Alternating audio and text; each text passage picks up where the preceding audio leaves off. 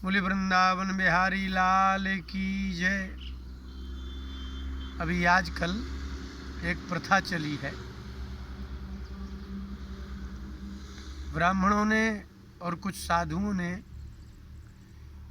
संतों ने ये चर्चा कर दी है और वो सत्य भी है कि यदि आपका कोई गुरु नहीं है तो कन्यादान करने का कोई फल नहीं है। कोई सत्कर्म करते हैं तो उसका भी कोई फल नहीं मिलता, और ये बात देवी भागवत में लिखी हुई है और सर्वत्र लिखी हुई है। अब विचार करने योग्य है। इसका तात्पर्य यही है कि यदि आपका कोई मार्ग निर्देशक नहीं होगा तो आप कैसे व्रत करेंगे, कैसे उपवास करेंगे, कैसे यज्ञ करेंगे, कैसे जप तप करेंगे, कैसे कोई नियम पालेंगे।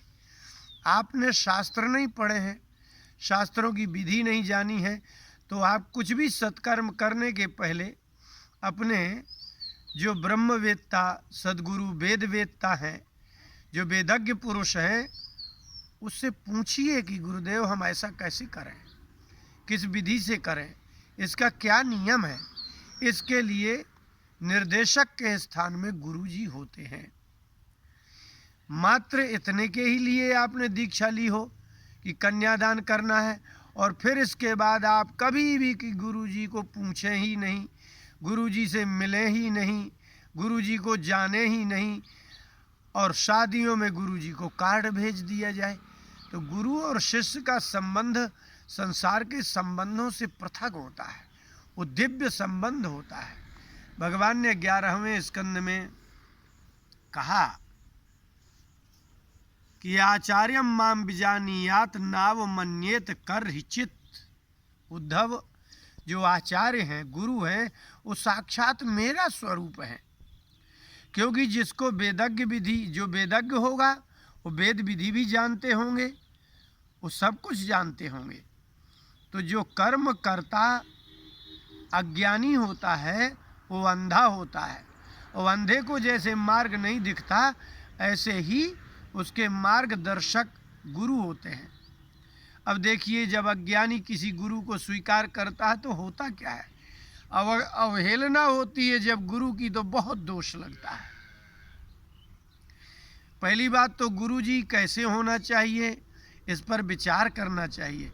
ये नहीं कि एक व्यक्ति के 1 लाख गुरु, 1 लाख शिष्य हैं तो चलो वो ज़्यादा समर्थ होंगे, तो जिनके अधिक शिष्य होंगे वो गुरु कहलाएंगे, या जो अपने शिष्यों को सन्मार्ग में लगाते हैं वो गुरु कहलाएंगे। वास्तव में सच्चे गुरु वही हैं जिनके शिष्य कम हों और सभी शिष्य सत्पात्र हों, सत्पुरुष हों, वही गुरु यशस्वी होते हैं। रामचरितमानस के उत्तरकांड में 155वें दोहे में कागभूषुंड जी ने गरुड़ जी को अपना पूर्व जन्म सुनाया और कहा कि गरुड़ जी, आज जो आप मुझे भगवान का प्रिय भक्त रूप में देख रहे हैं, यहाँ तक पहुँचने में अनेक जन्म निकल गए, अनेक जन्मों तक। एक जन्म ऐसा था कि मेरा जन्म ब्राह्मण क्षत्रिय वैश्य से,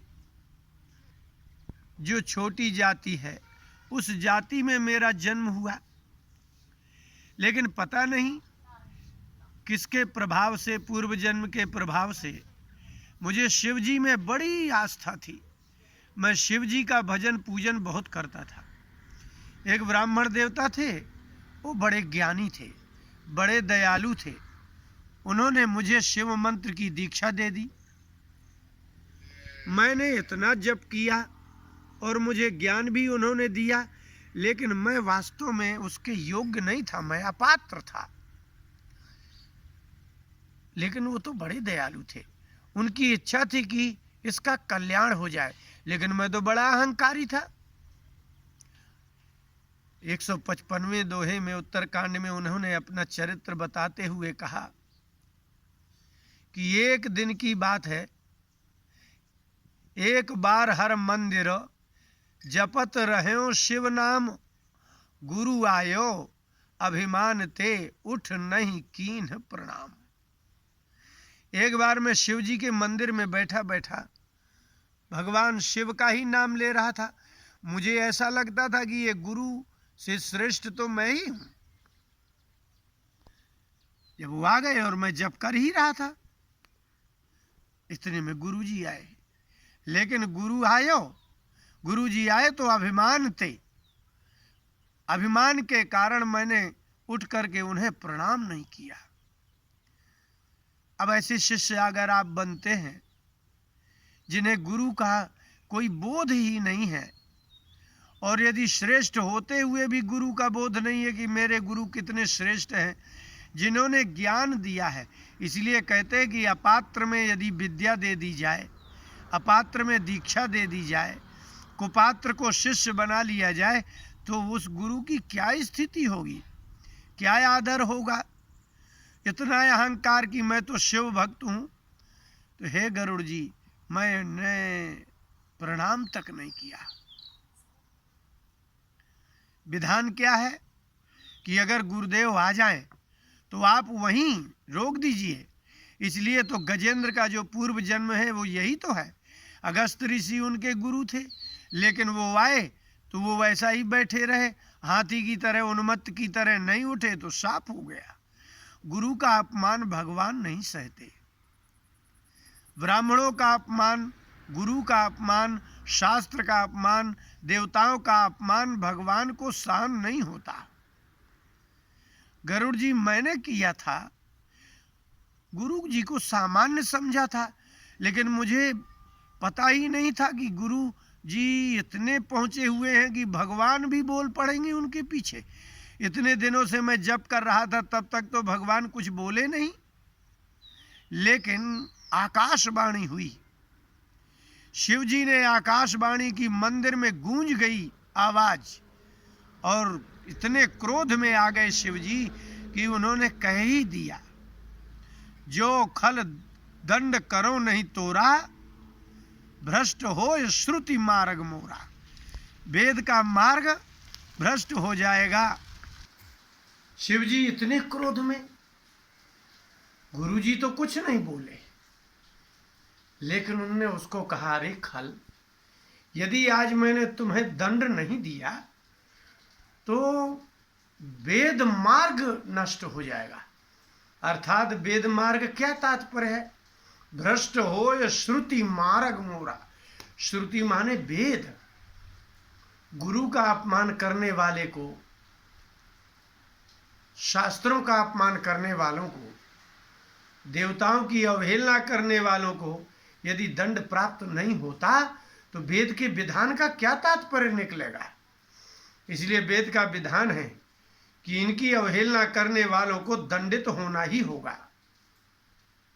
गरुड़ जी से काकभूषण जी ने कहा, आश्चर्य है, मैं तो सोच में भी नहीं पड़ा। अभिमानी व्यक्ति को आश्चर्य नहीं होता, अहंकार के कारण अंधा होता है। मेरे गुरु बड़े दयालु थे। इतना अपमानित होने के बाद भी उन्होंने शिव जी को बारंबार प्रणाम किया, और प्रणाम करके कहा कि भगवान, ये तो अज्ञानी है, क्या हुआ, ये जीव है, मैंने इसको इतना ज्ञान दिया, रामायण पढ़ाई, आपका भी ज्ञान दिया है, लेकिन क्षमा कर दीजिए इसको। बार बार क्षमा मांगी गुरुदेव ने मेरी तरफ से। ये चरित्र बताता है।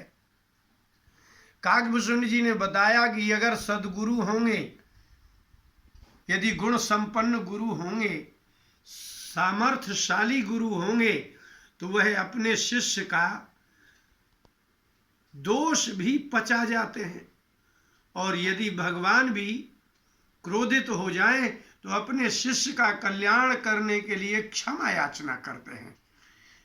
फिर आगे 158वें दोहे में उन्होंने प्रार्थना की, जिसको बहुत प्रसिद्ध है, नमामि शमीशान निर्वाण रूपम विभुम व्यापकम ब्रह्म वेद स्वरूपम निजम निर्गुणम निर्विकल्पम निरीहम चिदाकाश माकाश वासम भजेयम।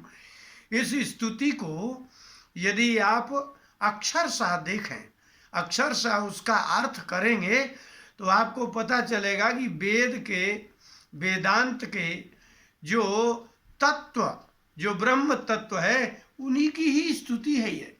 भगवान शिव को कहा वेद स्वरूपम नमामि, हे भगवान ये जो वेद हैं ये अक्षर नहीं है, ये पुस्तक नहीं है, ये गुरु के हृदय में बैठा हुआ वेद मंत्र साक्षात शिव स्वरूप है। यदि कोई वेदज्ञ पुरुष, वेदज्ञ गुरु है, वेद को जानने वाले हैं, तो समझ लीजिए भगवान शिव ही विराजमान है। निर्वाण रूपम, साक्षात मुक्ति का स्वरूप है वो। स्वरूप का समझते हैं आप रूप? जैसे मान लीजिए कि जल है, अगर जल बर्फ बन जाए तो बर्फ क्या है? वो बर्फ के रूप में ही तो जल है। जल से भिन्न बर्फ नहीं होता और हिम से भिन्न जल नहीं होता। जल का एक स्वरूप ही तो हिम है, बर्फ है। अंत में उन्होंने इसमें कहा न यावद उमानाथ पादार बिंदम भजंती है लोके परेवा नराणाम। यावत माने जब तक, उमानाथ पादार बिंदम न भजंती, उमानाथ भगवान शिव के चरण कमलों का भजन नहीं करता, न तावत सुखम न शांति, तब तक न तो सुख मिलेगा न शांति मिलेगी, और संताप हारक है। और इसका तात्पर्य ये है कि गुरु जी जैसा कोई दयालु नहीं हो सकता, लेकिन गुरु सामान्य नहीं होना चाहिए। शिष्य तो अज्ञानी ही होता है। शिष्य का तात्पर्य ही होता है शासितुम योग्य शिष्य, जो शासन के योग्य हो, अभी बाल बुद्धि हो, ऐसा अज्ञान जिसे कर्तव्य अकर्तव्य का ज्ञान ना हो, कार्य अकार्य का ज्ञान ना हो, भक्ष अभक्ष का ज्ञान ना हो, उसी का नाम तो शिष्य है। लेकिन सच्चा शिष्य वही है जो गुरु कहें वही करे। अगर शिष्य दृढ़ निश्चयी हो कि जो गुरु कहेंगे वही मैं करूँगा, तो आगे जा कर के वो शिष्य ही गुरु बन जाते हैं। जिन शिष्यों ने गुरु जी की कही हुई बात, गुरु जी के कहे हुए कार्य और संयम नियम का पालन किया है, वही शिष्य भविष्य में जाकर के गुरु बने हैं। और यदि गुरु ने अपने गुरु की सेवा नहीं की है तो वो सिर्फ अल्पमति लोग उनको गुरु कहते हैं। वास्तव में उनमें इतना सामर्थ्य नहीं हो सकता कि वो अपने शिष्य का कल्याण कर सके या करा सके। इसलिए कहा जाता है कि हरि रूठे गुरु ठौर है, गुरु रूठे नहीं ठौर। यदि भगवान यदि रूठ जाएंगे तो गुरु मना लेंगे, गुरु आपको विधि बता देंगे, उपाय बता देंगे, लेकिन जब बताने वाले ही क्रोधित हो जाएंगे, उनको ही नाराज कर दोगे, तो कहाँ आपको स्थान प्राप्त होगा। इसलिए जिनके गुरु प्रसन्न हैं, समझ लीजिए उनसे भगवान प्रसन्न है। जो गुरु जी के कथनानुसार चलता है, संयम नियम पालन करता है, वही शिष्य आगे जा कर के गुरु रूप में स्वयं प्रतिष्ठित होता है। तो जो शिष्य आत्म कल्याण की कामना से आत्म कल्याण करने वाले गुरु को वर्ण करता है, उसी शिष्य का कल्याण होता है।